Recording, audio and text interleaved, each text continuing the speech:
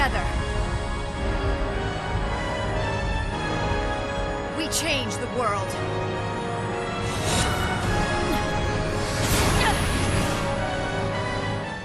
Hello everyone, it's your boy Theo here with a Should You Pull tier list follow-up for the leftover units of August. This tier list is just my opinion and is not a measure of character strength. Team building is the core of this game and we can make any unit work when properly set up. If you have a favorite, always go for them. Starting up with a unit released few days ago, we have Cloud. Cloud is a damage dealer with tons of utilities. His FR comes with the following conditions. Deal critical brave damage on a paralyzed target for a total of plus 75% HP damage bonus per turn. This FR comes with a plus 50% HP damage and HP damage limit up, making it a premium choice as primary FR.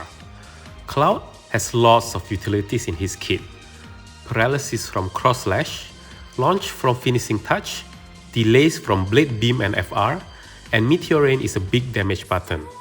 He has a Dispel that is attached to a special 15 CP weapon called Crimson Rush that is only purchasable from the Power Token Exchange.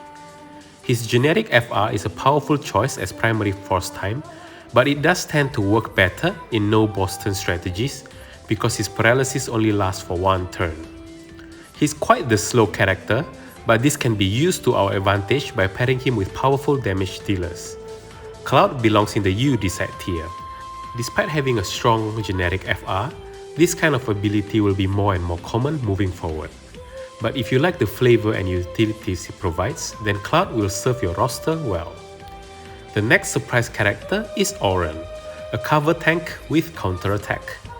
He gets a brand new FR with a mix of on-turn and off-turn conditions.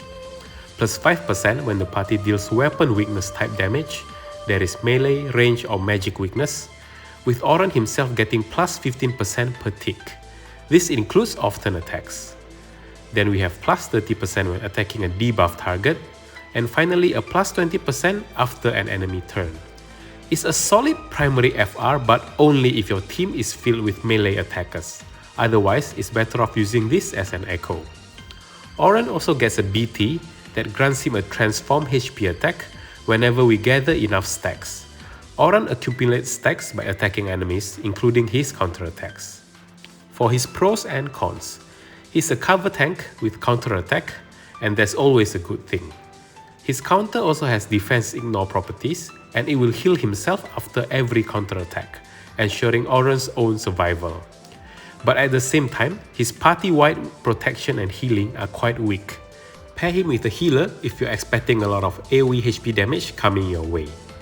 Weapon weakness debuff is also quite a rare thing to have, making his FR more suitable as an echo when put in a mixed type team. Even his own melee Imperial debuff can be unreliable because it is unframed and lasts for only 4 turns. Auron is another You Decide character. If off-turn is your style, then Auron will be a fantastic addition. Off-turn strategies are especially powerful for beginners with smaller roster because it allows access to high force time damage with very minimal setup. If you are new and don't have that many FR yet, then you might want to consider pulling for a counter tank like Auron. Then we have a final mystery lost chapter coming up that might possibly be Jill Nabaat from FF13. Nabaat is a hybrid damage dealer and healer with a tiny bit of supportive aura. Her FR comes with the following easy conditions. Use a melee ability and deal AoE HP damage for plus 80% HP damage bonus per turn. This is a decent FR if you do not have anything else better to use. Her BT enables her behemoth follow-up to be triggered twice. Jill Nabaat is quite a decent AoE damage dealer. She also has access to the unique Daze debuff from her EX and FR, and this is a strong debuff that inflicts paralysis as well as increasing HP and brave damage dealt to enemies.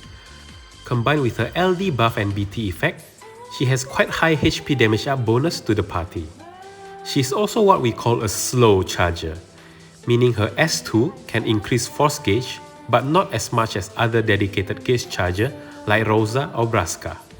She can fill the gauge from 0 to 100% just fine, but she won't be able to raise the boss because she increased the gauge by too little at a time. This can be situationally useful if the enemy force time is not threatening. Despite having no glaring weaknesses, I'd have to put Jill Nabaat in safe skip. She's a perfectly average unit. Not too bad, but also nothing to write home about either. Her damage is high, but it's not big enough gap to justify spending resources on her. Now for my pool plans for the 3. Auron might be my only target from the trio. Even though I don't see myself using an often team much, Auron has quite a cool BT animation. And that's it for the tier list. What is your pool plan for this 3? Let me know in the comments, and if there's anything you disagree with, let me know as well. Thank you for watching, and I'll see you in the next one. Bye bye!